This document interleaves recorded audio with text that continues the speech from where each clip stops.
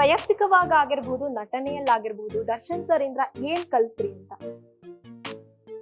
ಕೊಡೋದು, ಪ್ರೀತಿ ಆಗ್ಲಿ, ಅಭಿಮಾನ ಆಗ್ಲಿ, ಮತ್ತೊಂದಾಗ್ಲಿ ಅವ್ರಿಗೆ ಗೊತ್ತಿರೋದು ಇಷ್ಟೇ.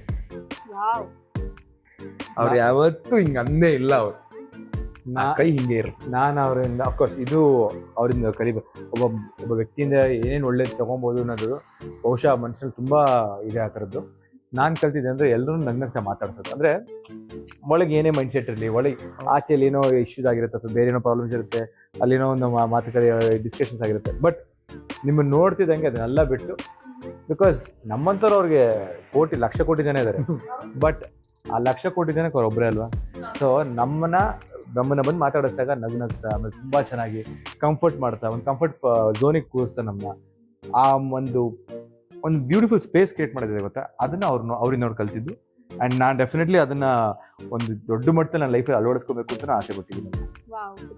ಓಕೆ, ಒಂದು ಮೂಮೆಂಟ್ ಅಥವಾ ಒಂದು ಸೀನು ತುಂಬಾ ನಕ್ಕಿರುವಂತದ್ದು ನೀವೆಲ್ಲರೂ ಸೇರ್ಕೊಂಡು ಆ ಸೀನ್ ಆಗುವಾಗ ದರ್ಶನ್ ಸರ್ ಜೊತೆ ಆ ಸೀನ್ ನಂದು ಕಾರ್ತಿಕ್ ಕಾಂಬಿನೇಷನ್ ಇಲ್ಲ, ಬಟ್ ನನ್ ಸಪರೇಟ್ ಸೀನ್ಸ್ ಇತ್ತು.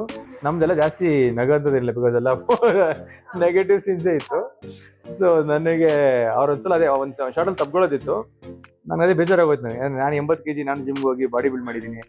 ಅವ್ರು 80 kg ನನ್ನ ತಪ್ಕೊಂಡಾಗ ಎಲ್ಲೋ ಕಾಡಸ್ಥಲ್ಲಿ ಮಾಯ ಆಗ್ಬಿಟ್ಟು ಅಂತ ಅನ್ಸ್ಬಿಡ್ತು. ಹಂಗಿತ್ತು. ಯಾಕೆಂದ್ರೆ ಅಷ್ಟು ಅವರು ಅಗಲ ಇದ್ರು, ಅಷ್ಟು ಒಂಥರ ಅವರು ಮ್ಯಾಸಿವ್ ಆಗಿದ್ರು. ನನಗೆ ನಿಮಿಷ ನಾನು ಜಿಮ್ಗೆ ಹೋಗ್ತಿಲ್ಲ, ನಾವು ವರ್ಕೌಟ್ ಮಾಡ್ತಿಲ್ಲ ಅಂತ ಅನಿಸ್ಬಿಡ್ತು. ಸೊ ಅದೊಂದು ಅಫ್ಕೋರ್ಸ್ ಅದೊಂದು ವಾರ ಹಾಗೆ